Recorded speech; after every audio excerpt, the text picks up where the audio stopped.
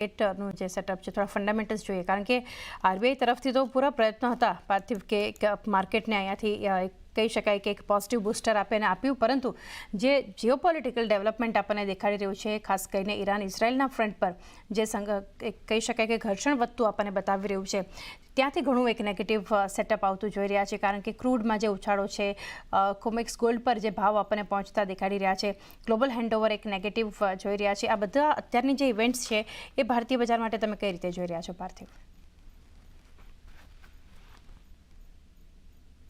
જી પાર્થિવ, અનમ્યુટ કરવું પડશે. I'm sorry. સૌને વેરી ગુડ મોર્નિંગ.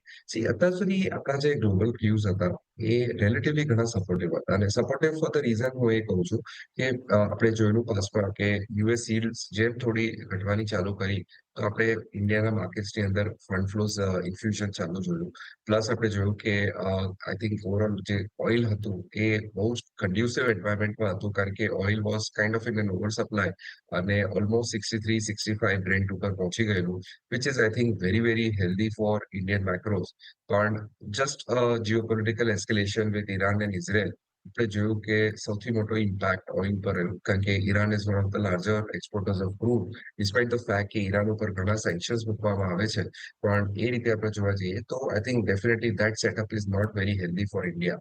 ભલે આપણે એ આર્ગ્યુમેન્ટ કરીએ કે ઇન્ડિયાની જીડીપી હવે જે સાઇઝની છે અને રિલેટિવ ટુ દેટ જે ઓઇલનું કન્ઝમ્પશન છે એ હવે ઇવન એટ અરાઉન્ડ $80 સુધી આપણને કોઈ એટલો મોટો ફરક નથી પડતો.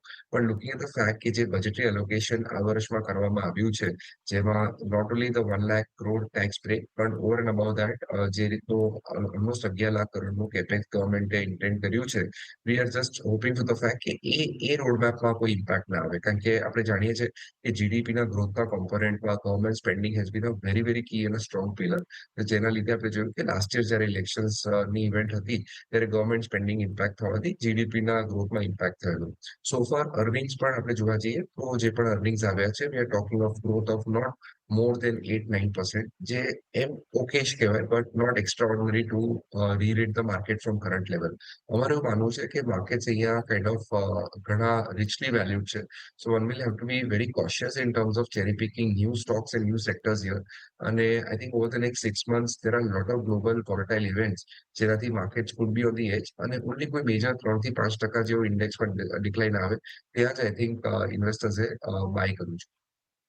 નવું એક વ્યૂ બજાર માટે હાલ જે એક સેટઅપ છે એના પર બનતું જોઈ રહ્યા છે. કિરણ, ટેકનિકલ સેટઅપ સમજીએ, કારણ કે શુક્રવારે જે રીતે ક્લોઝિંગ નિફ્ટીમાં જોવા મળ્યું છે, નિફ્ટી બેંકમાં બંનેમાં એક નિફ્ટીમાં ઓપન લો બન્યો અને 1%ની રિકવરી સાથે ક્લોઝિંગ જોયું. નિફ્ટી બેંકમાં પણ એક રિકવરી સાથે ક્લોઝિંગ, બંને ઇન્ડેક્સ ઘટ્યા, ઓવરઓલ માર્કેટમાં ઘટાડો જોયો, પરંતુ ડેઝ લોથી રિકવરી સાથે. હવે આજે મિક્સ સેટઅપ છે, કારણ કે એફઆઈએસની સેલિંગ જોઈ રહ્યા છે. આમ તો નેગેટિવ સાઇડ પર થોડું વધારે છે, ગ્લોબલ હેન્ડઓવર એક નેગેટિવ છે અને જીઓપોલિટિકલ ટેન્શન તો છે જ. ગિફ્ટ નિફ્ટીના આ બધા વચ્ચે સંકેતો છે કે 80 અંક આસપાસની મજબૂત શરૂઆત જે છે ફ્યુચરના ક્લોઝિંગ સામે આજે નિફ્ટી બતાવે આપણને. કઈ રીતે તમે જોઈ રહ્યા છો અને કયા લેવલ્સ હવે ધ્યાનમાં રાખવા જોઈએ? ઓવરઓલ અગર આપણે માર્કેટનું સેટઅપ જોઈએ તો નો ડાઉટ જે જીઓપોલિટિકલ ટેન્શન છે એને લઈને માર્કેટમાં એક હાઈ વોલેટિલિટી આપણે જોઈ રહ્યા છીએ, પરંતુ ઓવરઓલ જે રીતના ચાર્ટ પેટર્ન છે એ એક બુલિશ ચાર્ટ પેટર્ન હતા, એમાંથી એક પ્રોફિટ બુકિંગ આપણને જોવા મળ્યું છે. હવે આ પ્રોફિટ બુકિંગમાં જે લેવલ્સ આપણે જોઈ રહ્યા છે, જ્યાંથી ફ્રાઇડેના સેશનમાં ગેપ ડાઉન પછી પણ જે રિટ્રેસ થયું એ બહુ ઘણા જ ઇમ્પોર્ટન્ટ લેવલ છે. નિફ્ટીની વાત કરીશ તો નિફ્ટીમાં 24,500 24,600 એક ક્લસ્ટર સપોર્ટ છે. એના નીચે જો માર્કેટ નહીં જાય તો ત્યાંથી એક મોટી તેજી થાય એવું અમને લાગી રહ્યું છે. તો કરન્ટલી કોઈ પણ ઘટાડો આવે છે 24,500 24,600 વચ્ચે, તો ત્યાં લોંગ કરીને ચાલો 24,400 ની નીચેનો સ્ટોપ લોસ રાખો. મંથલી એક્સપાયરીના પોઈન્ટ ઓફ વ્યૂથી અમને એવું લાગે છે આપણે ફરીથી 25,200 સુધી આવી શકશું, અને વીકલી એક્સપાયરીના પોઈન્ટ ઓફ વ્યૂથી 24,800 ઉપર એક્સપાયરી એવું અમને લાગે છે. તો ઇન્ડેક્સ પોઈન્ટ ઓફ વ્યૂ કોઈ પણ ઘટાડો આવે છે તો મારે હિસાબથી લોંગ કરવું જોઈએ 24,400 સ્ટોપ લોસ સાથે. બેંક નિફ્ટીની વાત કરીએ તો બેંક નિફ્ટીમાં એક બ્લેક પેટર્ન બ્રેકઆઉટ પછી ફરીથી રીટેસ્ટ કરી રહ્યું છે. હવે આ રીટેસ્ટમાં આપણે 55,500 નું લેવલ જોયું હતું. ઇનિશિયલી એક મેજર હર્ડલ હતું. હવે એના અરાઉન્ડ જ ફ્રાઇડેનું ક્લોઝિંગ આવ્યું હતું.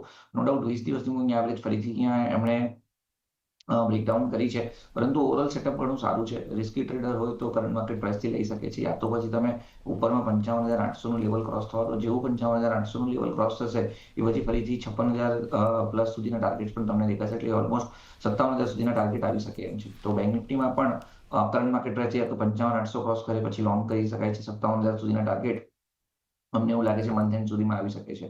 સો બંને ઇન્ડાઇસીસ ડેફિનેટલી બાય ઓન ડિપ્સની રણનીતિથી આપણે જોઈ શકીએ છીએ. બંને પર